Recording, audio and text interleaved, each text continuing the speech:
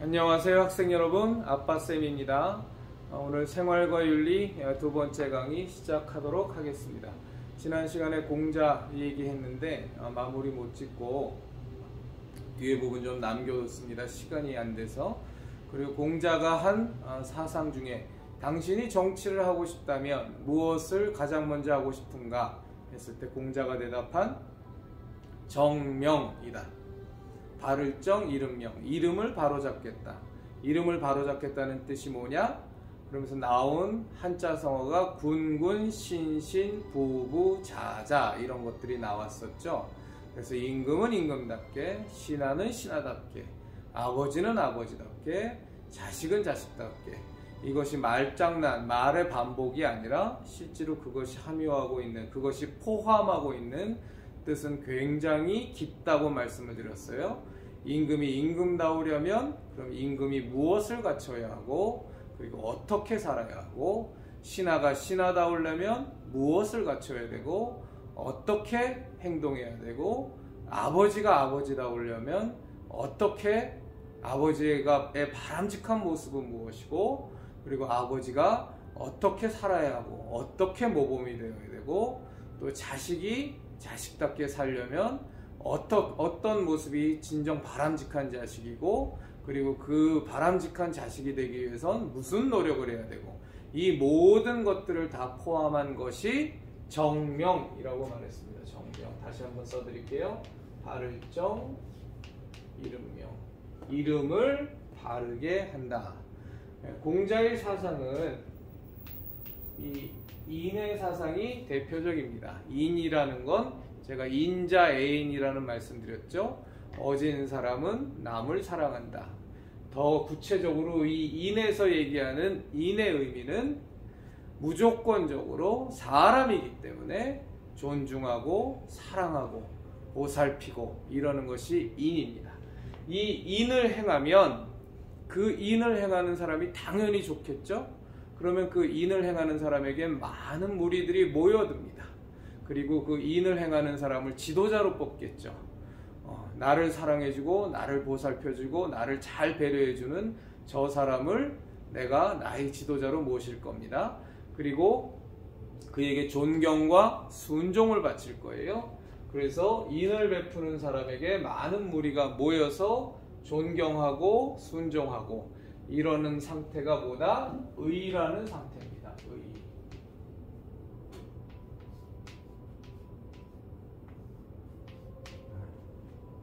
그래서 인을 베풀면 사람들이 모여들고 그 사람과의 관계 속에서 서로 간에 배려하고 사랑하고 순종하고 따르고, 이것이 의의 상태다.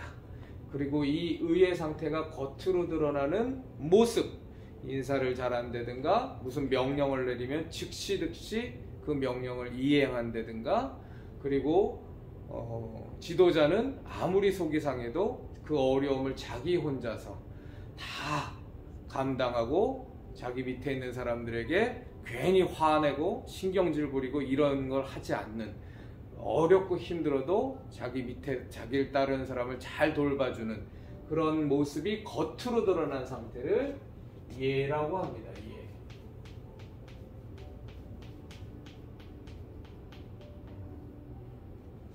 이해하셨죠? 인을 베풀고 그 인을 베푸는 사람에게 많은 이들이 모여서 순종과 존경을 바치고, 그런 사람들이 모여 사는 삶의 형태가 실제적으로 살아가는 모습이 예라는 겁니다.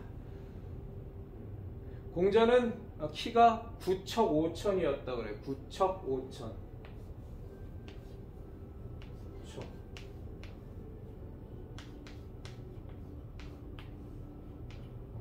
이 척이라는 건 한자하고 같은 뜻인데 30cm가 조금 넘습니다.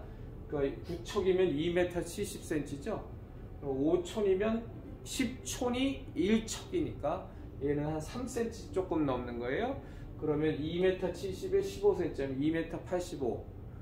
좀 뻥이겠죠, 그렇죠? 아무리 사람이 크다고 2m 85겠어요? 근데 하나 분명한 건 공자는 이렇게 나약한 공부만 하는 그런 공부만 하는 사람을 서생이라고 그래요. 글서자에 날생자 써서 그런 서생이 아니었고, 공자는 굉장히 기골이 장대한, 아주 덩치도 크고 힘도 세고 그런 사람이었다라는 것을 우리가 알 수 있죠. 굉장히 큰 거구였던 것 같아요. 이에 반해서 나중에 칸트 얘기 나오겠지만, 칸트는 굉장히 키가 작았습니다. 1m 57. 예전 독일 사람이 아무리 그때 1800년대 때 못 먹고 못 사던 시절이지만 그래도 1m 57이면 굉장히 작잖아요. 그러니까 공자하고는 비교가 되는 덩치죠. 자, 공자에게 있어서는 육례라는 게 있는데, 요거는 그냥 말씀만 드리고 갈게요. 이것까지 알면 너무 깊이 들어가는 거니까.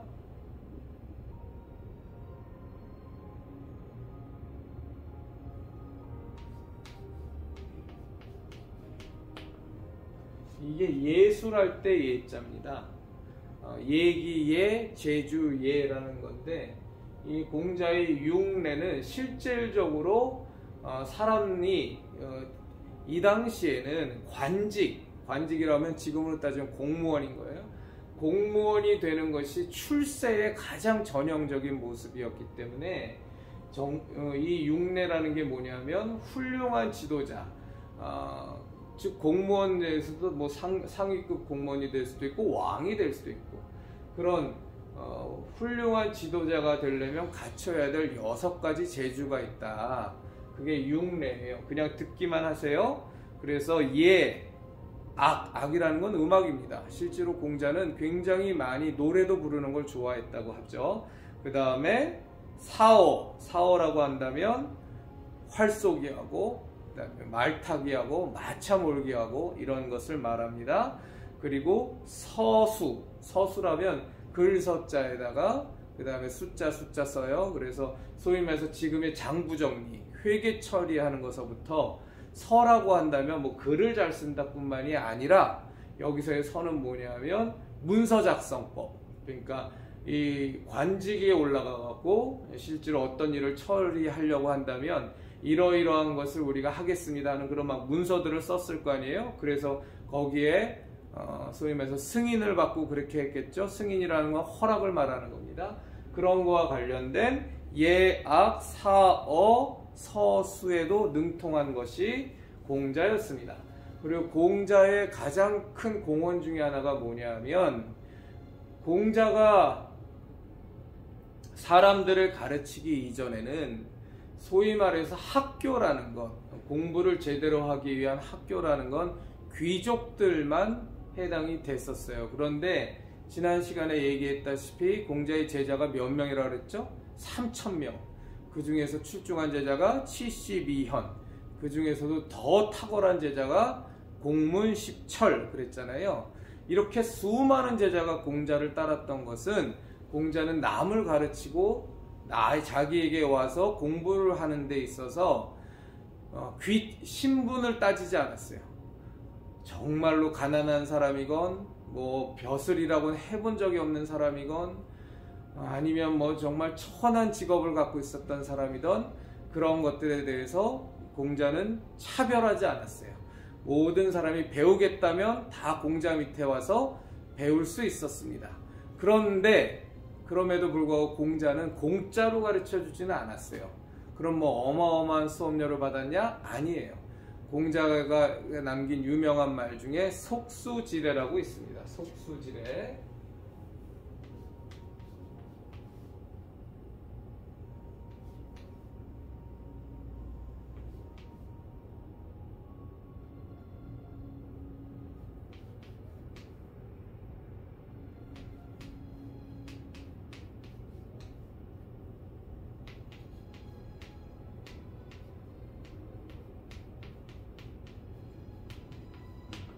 이건 묶을 속자, 그 다음에 이 숫자가 뭐냐면 육포 같은 건어물 같은 걸 얘기하는 거예요. 그러니까 건어물 한 묶음만이라도 건어물 한 묶음의 예의, 그래서 그것만 갖고 와도 누구나 다 공짜로는 안 가르쳐 준다. 최소한 배우려면 너의 최소한의 정성을 네가 표해라. 그래서 이 속수지례라는 것이 공자가 학생들을 받고 제자들을 가르칠 때 사용했던 하나의 원칙이기도 했습니다. 실제로 공자는 육포나 이런 건어물을 안 좋아했다 그래요.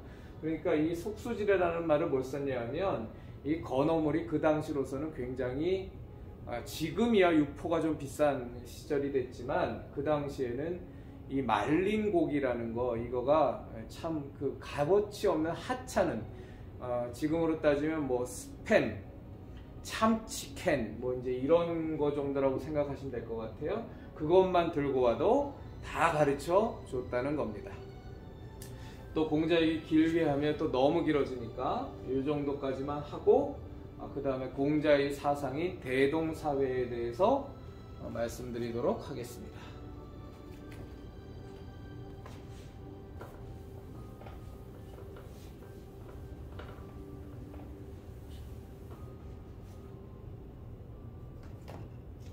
대동사회.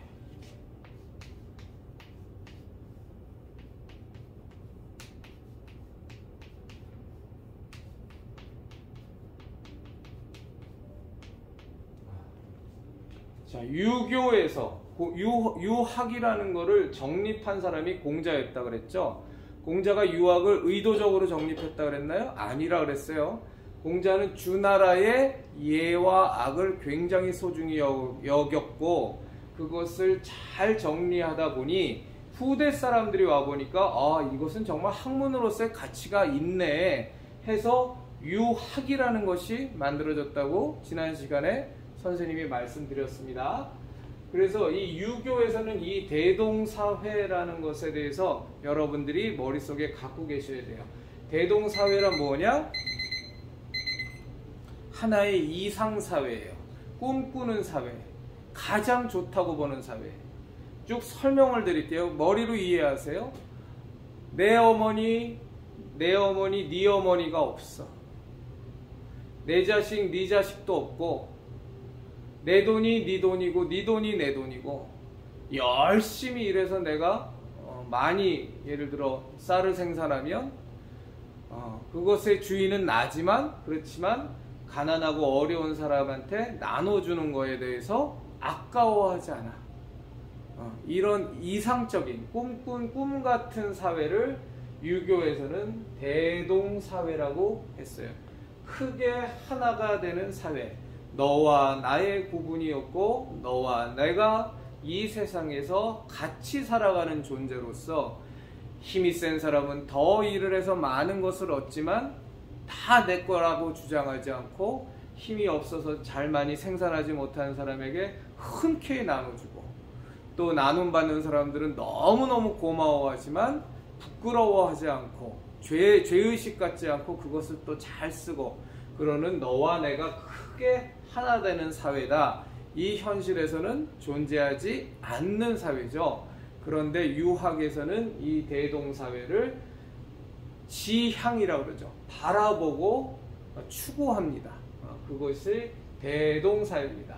하나같이 기억해 둬야 될 것이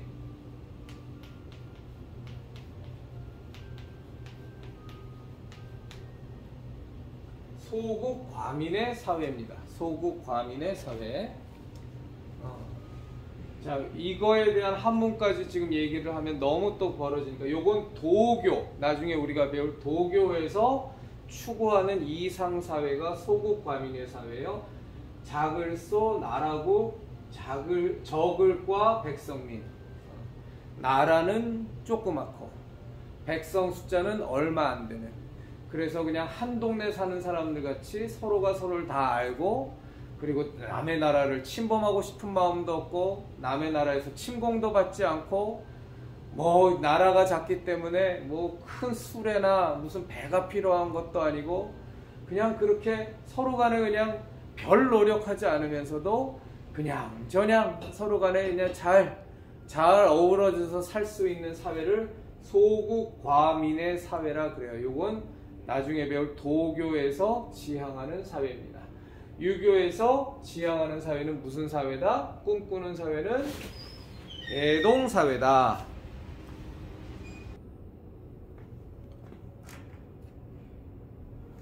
그래서 이 대동사회의 개념을 여러분들이 확실히 이해하고 계셔야 돼요. 이상사회입니다. 꿈꾸는 사회. 그렇지만 이게 대동사회가 나오면 그것이 유교에서 꿈꾸는 사회를 말한다 라는 거는 여러분들이 확실히 이해하고 계시면 됩니다. 그 다음엔 이제 책 교과서 내용으로 들어갈게요.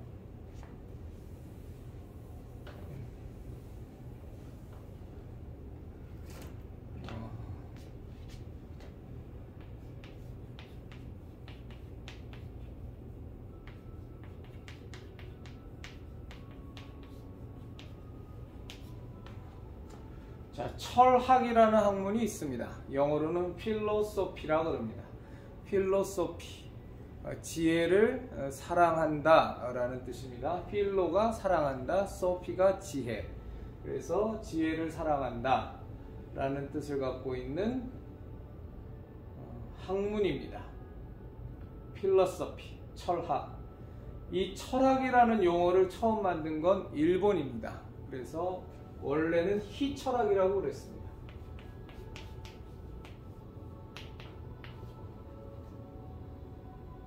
희철학. 이 철자는 슬기로울 철, 지혜로울 철자입니다.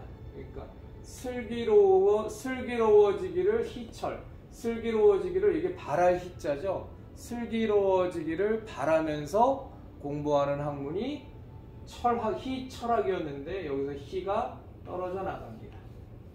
그래서 철학만 남습니다. 이 철학에는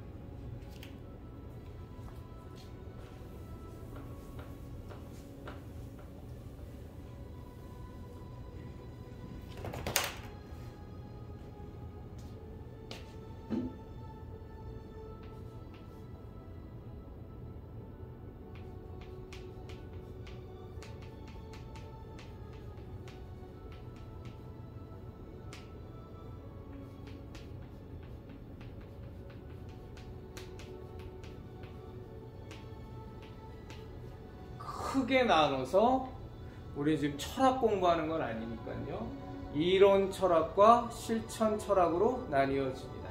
이론 철학이라고 한다면 그냥 듣고 그러려니 하고 넘어가세요. 이론 철학이라고 한다면 뭐 예를 들어서 무엇을 바라볼 때, 사물을 바라볼 때 그것을 어떻게 우리가 인식할 것인가, 어떤 사상에 대해서, 사람에 대해서, 사물에 대해서 어떻게 인식할 것인가의 뭐 인식론이라든가, 그리고 무언가에 존재하는 어떤 대상에 대해서 정말로 저것은 실제하는가, 그리고 실제한다라는 것은 무엇인가, 뭐 이런 거를 말한 존재론이라든가, 그 다음에 형이상학론이라든가, 이런 것들이 이론 철학에 들어갑니다.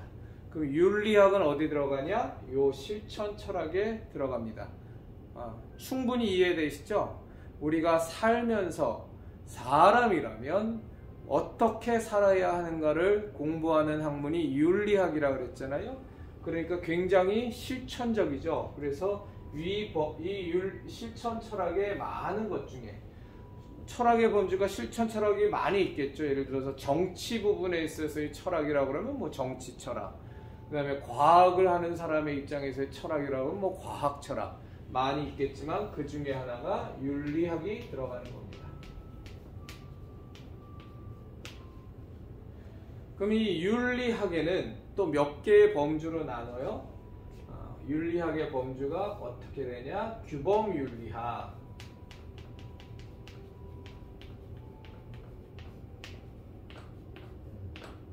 규범윤리학이라는 건 뭐냐? 규범, 규칙, 옳고 그름에 대한 기준, 그런 것들을 정하는 것이 규범윤리학이라고 합니다.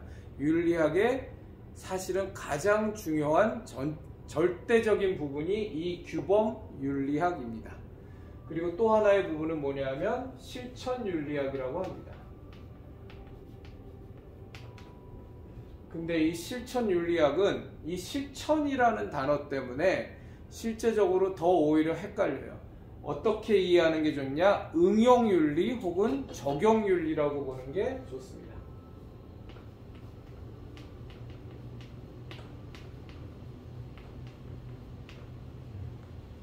하나의 예를 들어 볼게요.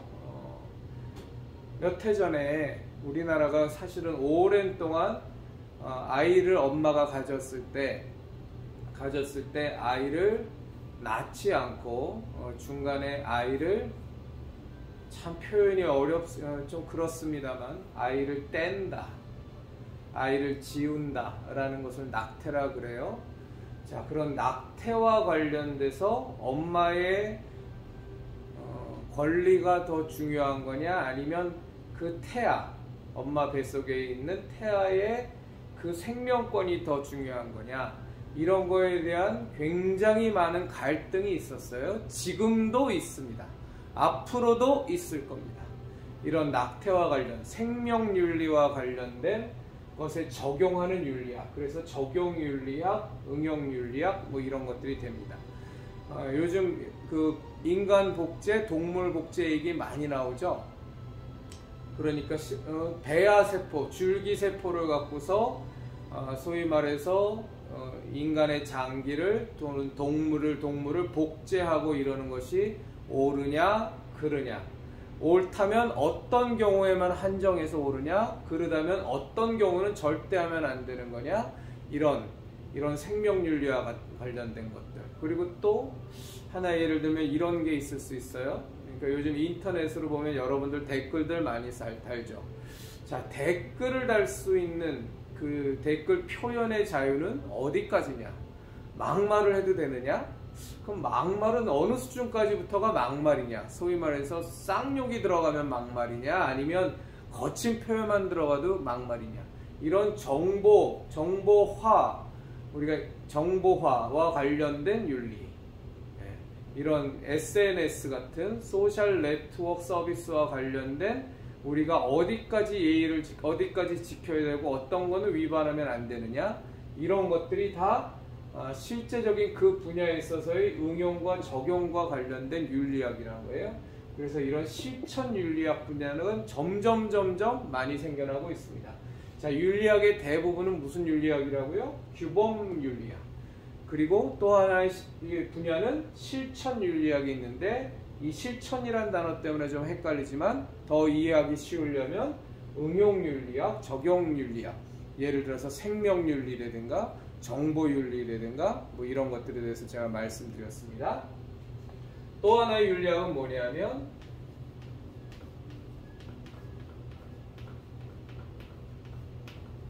메타윤리학입니다. 메타윤리학. 이 메타라는 건 비욘드, 초월적이라는 뜻이에요. 메타윤리학은 굉장히 말이 어려운 것 같은데 사실은 어렵지 않아요. 지금 선생님 설명을 잘 들어보세요. 자, 인간이라면 어떻게 사는 것이 선한 것인가를 놓고서 우리가 고민하는 것이 예를 들어 윤리학이라고 할 때, 메타윤리학은 뭐냐면 거기서 더 한 단계 더 들어가는 거예요. 선하다라는 것이 무엇이냐? 이해하셨죠? 이런 것을, 저 단어의 뜻 갖고 있는 이 우리가 윤리학, 규범 윤리학적으로 또 혹은 실천 윤리학적으로, 응용 윤리학적으로 이렇게 마땅히 해야만 해 하는 그 많은 문장들에 있는 그 단어의 진짜 의미가 무엇이냐, 이런 것을 연구하는 게 메타윤리학입니다. 그러니까 이 메타윤리학으로서는 메타윤리학적인 측면에서 규범윤리학 같은 것은 큰 의미가 별로 없죠. 그렇죠? 규범윤리학은 인간이라면 어떻게 살아야 돼, 뭘 해야 되고 뭘 하지 말아야 돼. 실천윤리학, 응용윤리학이라면 낙태 문제를 우리가 어떻게 바라봐야 돼, 인터넷 댓글은 어떻게 살아야 돼, 배아줄기세포를 통한 복제는 해도 되는 거야, 안 되는 거야, 한다면 어디까지 해야 되는 거야, 이런 건데, 이 메타윤리학으로 넘어가면 생명이란 뭔데, 이렇게 들고 들어가는 거예요. 정보화 사회에서의 댓글을 단다라는 것에 있어서 그러면 자기의 권리, 소위 말해서 언론의 자유라는 것에 있어서 자유라는 건 뭔데, 언론이라는 건 뭔데, 이런 근본적인 단어의 뜻, 정의서부터 짚고 가는 것이, 그래서 메타윤리학에 대해서는 이해하셨죠? 잠깐만요. 그리고 또 하나의 윤리학의 범주가 뭐냐면 기술윤리학이에요. 이 기술이라는 건 테크놀로지를 말하는 게 아닙니다. 이 기술이라는 건 기록할 기자, 서술할 술자에서 설명하는 거예요. 예를 들어서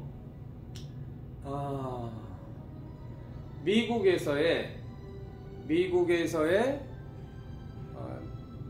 좋은 예는 아니지만 미국에서의 낙태와 관련하여 미국의 무슨 주는 낙태를 찬성하는 퍼센트가 전체 설문조사를 했더니 전체 응답자의 70%가 찬성했다. 혹은 전체 응답자의 70%가 반대했다. 근데 그 반면에 또 다른 주, 그러니까 미국의 예를 들어 캘리포니아 주에선 낙태 반대가 70%였고 찬성이 30%였는데 뉴욕 주에선 50대 50이었다. 이런 식으로 그 사회의 윤리적인 현상 혹은 굳이 사회가 아니더라도 사회를 넘어서서 국가의 윤리적인 현상을 설명해주는 윤리학이 기술윤리학이에요. 그러니까 개념이 완전히 다르죠. 옳고 그름을 따지기 위한 무엇을 해야 하고 무엇을 해야 하지 않느냐의 규범윤리학하고는 전혀 상관이 없는 윤리학을 연구하고 탐구하는 방법에 대한 분류가 이렇게 차이가 나는 거예요.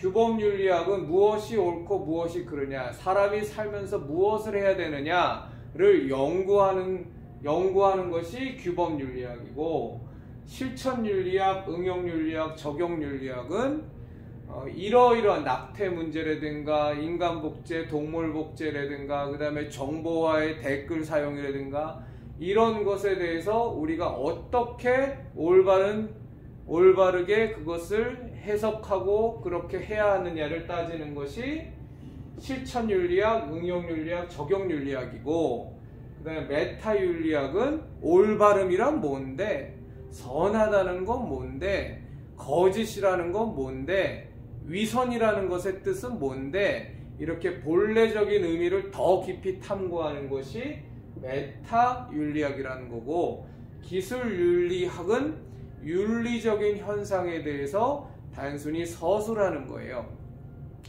하나의 더 예만 들고 마치도록 할게요. 예를 들어서 파푸아뉴기니에선 몇십 년 전까지만 해도 사람을 잡아먹는 식인 습관이 있었죠. 그 식인 습관이 옳으냐 그르냐 말도 안 되죠. 어떻게 사람이 사람을 잡아먹느냐, 있을 수 없는 얘기다. 그런 건 무조건 윤리적으로 없어져야 된다 라고 보는 것이 규범윤리학이라면, 메타윤리학은 생명이라는 게 뭔가, 도대체 살인이라는 것이 뭔가, 이런 것을 따지는 것이 메타윤리학인 것이고, 기술윤리학이라고 한다면 파푸아뉴기니에선 매해 몇 명의 사람이 이 식인 습관 때문에, 식인이라는 건 사람을 잡아먹는 거 말하는 거죠. 식인 습관 때문에 한 해 몇 명 정도가 사망을 하는데, 그 사망자를 다 합치면 소위 말해서 식인 습관을 관습을 유지하고 있는 그 종족의 숫자보다도 더 많다더라. 이런 식으로 해서 윤리적인 현상을 설명하는 것이 기술윤리학입니다. 이 네 가지 범주는 다 뭐냐? 윤리학을 어떤 식으로 연구하느냐에 대한 관점에서 분류한 것이 윤리학, 이 규범윤리학, 실천윤리학, 메타윤리학, 기술윤리학이라는 겁니다. 자, 마지막으로 정리해 드릴게요. 윤리학은 철학이란 데서 나왔고, 철학은 이론 철학이 있고 실천 철학이 있다.